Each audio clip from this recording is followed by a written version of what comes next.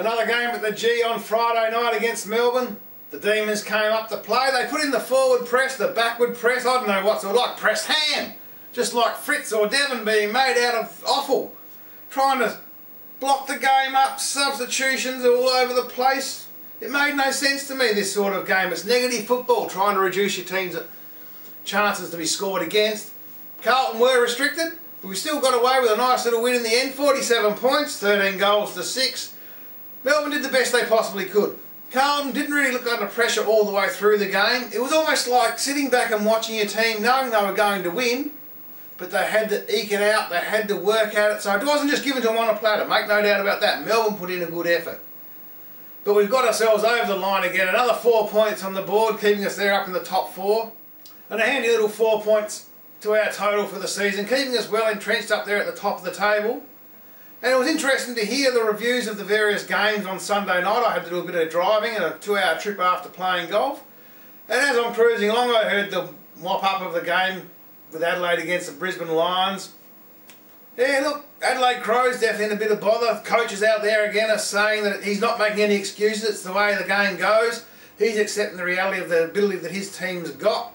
Their fans have a slightly different ability, understanding of the potential of the team. But that's part and parcel of coaching now. But it sort of reflected as well when I was listening to the match-up between Hawthorn and the Western Bulldogs, and the way the commentators of the game were going. They weren't analysing the game and the state of the play. It was this huge, broad spectrum analysis of the Footscray Western Bulldogs club, the Hawthorn club, their team strategy for recruitment, their team strategy for replacing players.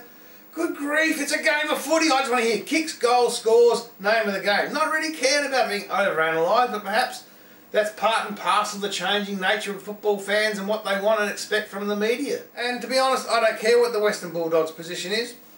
They're not going to be a problem for us in the finals. And as far as I'm concerned, that's the most important factor. Collingwood, another good little effort there by the mighty Pies against the West Coast team.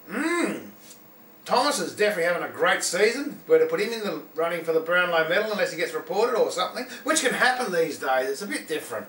It's not about thuggery, it's about some little infraction of the rules of the game which can have a player being reported and missing out. Almost unfair when you look at best and fairest in past years compared to this season and the current style of football that we play. But no matter, the Blues were still rolling along, 13 goals to 6 against Melbourne.